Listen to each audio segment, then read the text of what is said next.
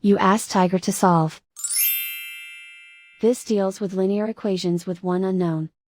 The final result is x equals -3/8. Let's solve it step by step.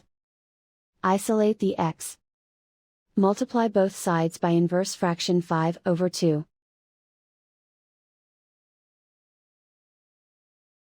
Group like terms. Multiply the coefficients. Simplify the fraction. Multiply the fractions. Simplify the arithmetic.